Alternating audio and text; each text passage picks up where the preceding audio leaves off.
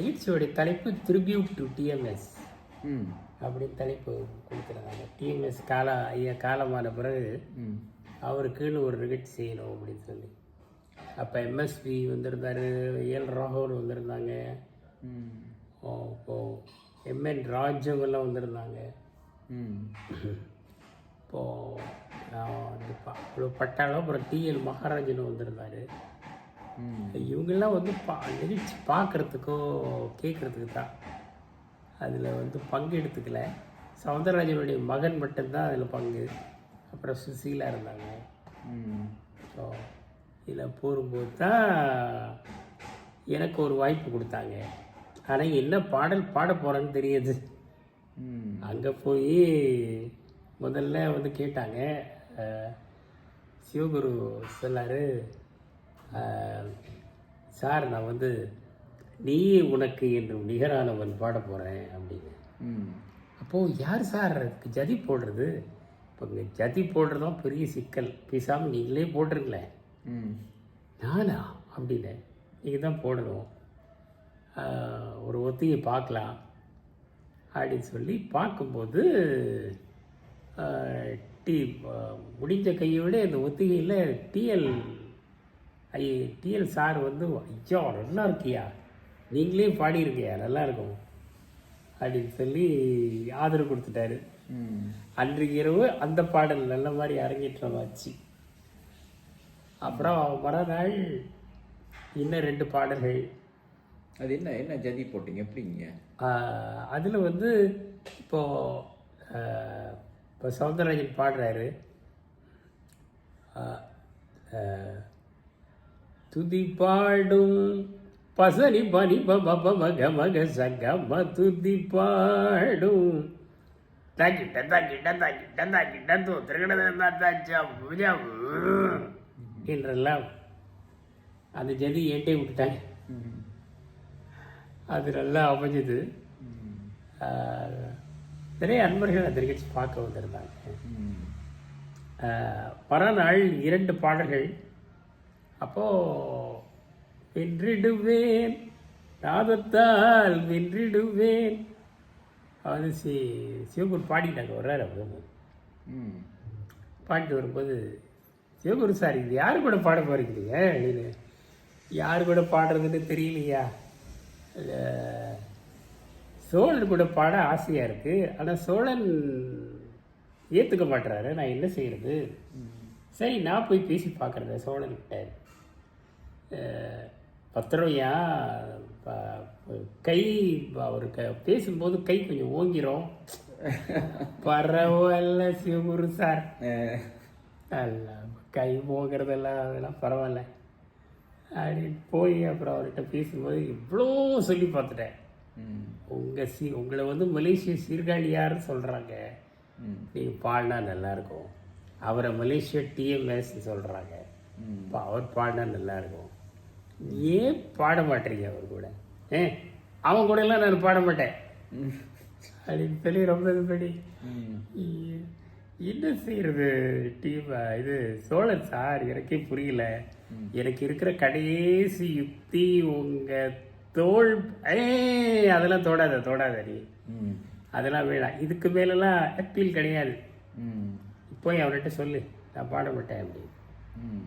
அப்புறம் மெதுவாக போய் சிவகுருவை பார்த்து எல்லாரையும் பார்த்து என்னதான் செய்கிறது, இது என்ன பெரிய கம்ப சித்திரம் நீங்களா பாடிருங்க, நானா அப்படின்னு சீர்காழி நான் சில தத்துவ பாட்டு பாடியிருக்கேன், ஆனால் வென்றிடுவேன் எப்படி அப்படின்னு.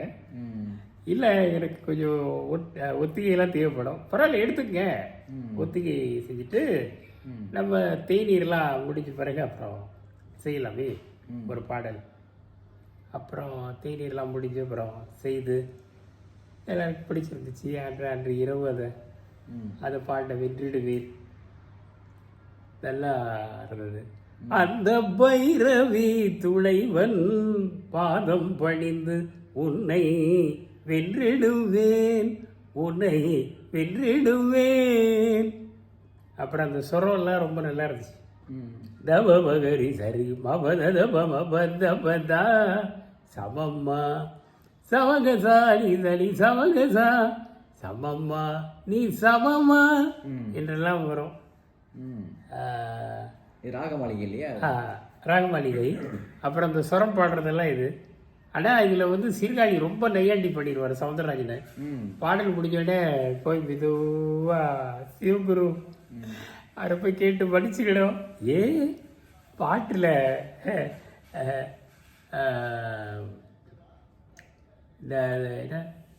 இத பவகரிசா மனிதா நீ பாதக மனிதா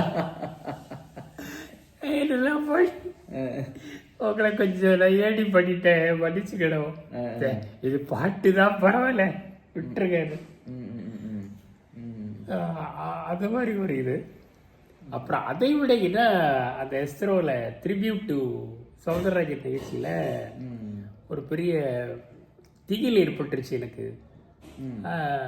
ஆரோடும் மண்ணில் எங்கும் நீரோடும் இந்த பாடல் போய் பாட சொல்லி எல்லாரும் கேட்டுக்கிட்டு இருந்தாங்க.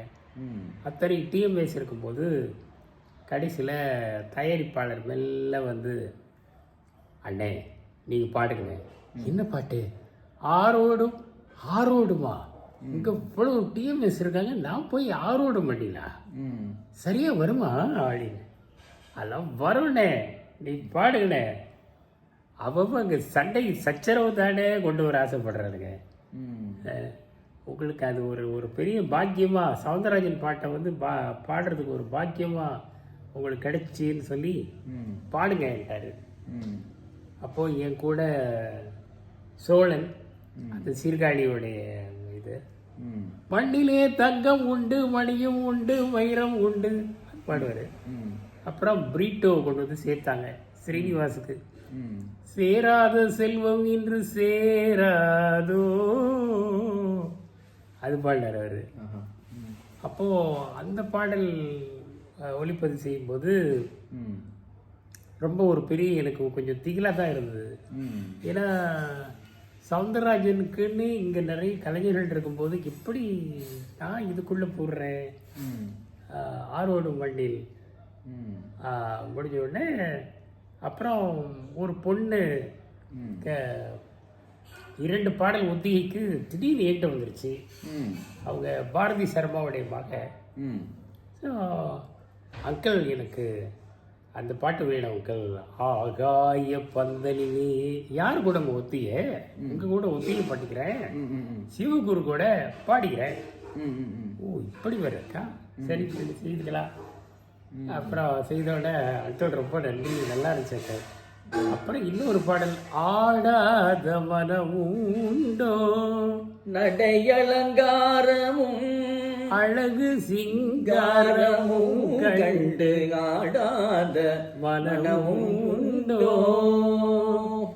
லத்தாங்கியில் லத்தாங்கி அதில் இந்த பாடல் பற்றி சொல்லணும்னா, இந்த ஆடாத மனமும் உண்டோ வர்றதுக்கு முன்ன ராஜமுக்தின்னு ஒரு படம் அப்போ வந்துச்சு. அப்போ MKT வந்து என்ன ஆனந்தம் இந்நாள் வரை அப்படின்னு பாடியிருந்தார் லத்தாங்கியில். ML வசந்தகுமாரி கூட. அது இந்த அம்மா உன் மகள் காவலரன் ஒன்றில் நின்றாள் நான் பார்த்தேன். அது லத்தாங்கி தான். லத்தாங்கி தான். அந்த பாடல் அவங்க நல்லாவே செய்திருக்கலாம், அதை செய்ய விட்டுட்டாங்க. அதாவது அதை ஒரு நல்ல நாட்டிய பாடலாம். இப்போ அருமையாக இருந்துச்சு அந்த அம்மா மகள். அப்போ அந்த லத்தாங்கியில் வந்து பயிற்சி செய்யும்போது நல்லா இருந்துச்சு. இந்த இஸ்ரோவில் இது இது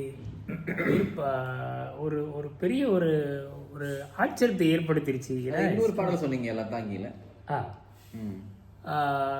லத்தாங்கியில் சவுந்தரராஜன் பாடியிருக்காரு. நடராஜனின் தரிசனமே. அப்புறம் நம்ம MM தண்டபாணி தேசிகர் பிறவா வரம் தாரும் பெம்மானே பிறவா வரம் தாரும் நந்தனார் படத்தில் நடித்து பாடியிருப்பார். அப்போ அவங்க லத்தாங்கி நல்ல ஒரு ராகம் தான் பாடுறதுக்கு. நல்லா அதில் பாபநாசம் சிவன் ஓம் ஜெகதம்பிகையே அப்படின்னு பாடிப்பார். அது ஒரு கீர்த்தனை பண்ணியிருக்காரு. அது வந்து கோபாலகிருஷ்ண பாரதியார் அந்த பிரபாவரம் சாரும். அப்புறம் லத்தாங்கியில் நம்ம சீர்காழி உலகம் முழுதும் பயணம் செய்து தினமே ஸ்ருதினமு அது பாட ஆரம்பித்தார். அவருக்கு ஏன்னு தெரியல, அது பிடிச்சிருக்கு போல. தியாகராஜ கிருத்தி அந்த மாதிரிலாம் அந்த லத்தாங்கிக்கு அவங்கெல்லாம் செய்திருக்காங்க. நல்லா இருக்கு. அப்புறம் எஸ்ட்ரோவில் பதிவு பற்றி சொன்னீங்க. ஸோ அப்போது எஸ்ட்ரோவில் இது போன்ற ஆச்சரியம் இப்படி ஏற்படும் நான் எதிர்பார்க்கவே இல்லை. அவங்க அழைத்து பாட வச்சு அதில் இந்த மாதிரி பாடல், அப்புறம் நடுவில் ஒரு பொண்ணு வந்து தன்னுடைய பாடலையும் பயிற்சி பெற்றுக்கணும் அப்படின்னு சொல்லி அங்கே உட்காந்து பாடிலாம். ஸோ அங்கே டிஎல் மகாராஜனை சந்திக்கும் போது அவர் அப்படி நல்லா அமைதியாக பாடலாம் கேட்டு ரொம்ப நல்லா ரசித்தார் அவர். அப்புறம் அதில் ஏஎல் ராகவன் வந்திருந்தாங்க, எம்என் ராஜம் வந்திருந்தாங்க, சுசீலா வந்திருந்தாங்க. அவங்க அடிக்கடி பாடுற மலர்ந்து மலராத பாதி மலர் போல, அவங்களும் பால்ராஜ் சவுந்தரராஜனுடைய மகனும் சேர்ந்து பாடினாங்க. அது ரொம்ப நல்லாவே இருந்தது. அவங்க அந்த நிகழ்ச்சி வந்து 2 நாள் வச்சு நல்லா ஒரு அந்த சவுந்தரராஜனுக்காக வேண்டி ஒரு நல்ல ஒரு அவரை அறிவு பிரபலமாக்கிட்டாங்கன்னு சொல்லலாம். அதன் பிறகு வேறு நிகழ்ச்சி நடக்கலை. இதில் எம்எஸ்வியும் இருந்தார். ஆனால் அதுக்கு பிறகு இந்த நிகழ்ச்சி நடக்கலை. நல்லா இருந்திருக்கும். சவுந்தரராஜனுக்கு அவங்க செய்தது போல் அதே மாதிரி மித்த கலைஞர்களுக்கு செஞ்சுருக்கலாம். அது விட்டுட்டாங்க. ஏன்னா ஒரு காலம் சவுந்தரராஜன் அதிகமாக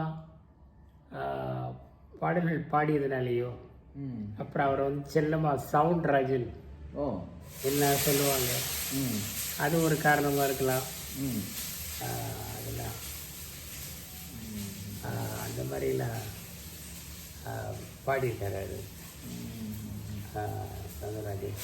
அப்போது சவுந்தரராஜன் பொறுத்தவரை அவருடைய என்ன கேட்டால் அவருக்கு எந்த பாடலை கொடுத்தாலும் அந்த பாடலை வந்து ரொம்ப அழகாக பாடிடுவார். என்னதான் இசையமைப்பாளர்கள் கூட அவருக்கு கருத்து வேறுபாடு இருந்தாலும் இறுதியில் அவர் பாட வச்சிருவாங்க. பாடும்போது அப்படிதான் இருக்கும். ரொம்ப அழகா அந்த சொந்தமாகவும் படம் எடுத்திருக்காரு சவுந்தரராஜன். கல்லும் கனியாகும் அருமையான படங்க. அதுல நல்ல பாடலாம். நான் கடவுளை கண்டேன் என் குழந்தை வடிவிலே, அவன் கருணையை கண்டேன் கொஞ்சம் மழலை மொழியிலே படிப்பார். அருமையான பாட்டு. பால்வடியும் உன் பூமுகத்தில் 1000 கனவு கண்டேன், நாளை வரும் நல்ல வாழ்வு எனும் அந்த நினைவால் வாழ்கின்றேன். உனக்கு ஒரு தாய் போல் தனக்கில்லை என்று இறைவன் கேட்டாரோ, எனக்கென உன்னை கொடுத்து உன் அன்னை அங்கே போனாளோ, அங்கே போனாளோ. அவரும் ஏஎல் ராகவோட சேர்ந்து எடுத்த படம் அந்த இந்த பாட்டு. கை விரலில் பிறந்தது நாதம், என் குரலில் வளர்ந்தது கீதம், இசையின் மழையில் நனைந்து இதயம் முழுதும் குளிர்ந்து என் ஆசைகள் நிறைவேறும் நாள் வந்தது, என் ஆசைகள் நிறைவேறும் நாள் வந்தது, கை விரலில் பிறந்தது நாதம், என் குரலில் வளர்ந்தது கீதம். இதெல்லாம் பாடியிருப்பாங்கல்ல. ரொம்ப நல்லா செய்திருக்காரு அது. அப்புறம் மித்தவங்க டிஎம்எஸ் உடைய இயக்கத்தில் அமைந்த அவருடைய படம் அது. ஆமாம், கல்லும் கல்வியாகும். அதிலே அந்த வரியை கூட சேர்த்திருப்பாங்க. கல்லும் இசையால் கனியாகும், முள்ளும் அதனால் மலராகும் என்றெல்லாம் அதில் வரும். நல்லா செய்திருப்பாங்க அந்த மாதிரி. அப்புறம் அவர் மித்தவங்க படத்துலேயும் இயக்கிய படத்தெல்லாம் நடிச்சிருக்காரு தான்.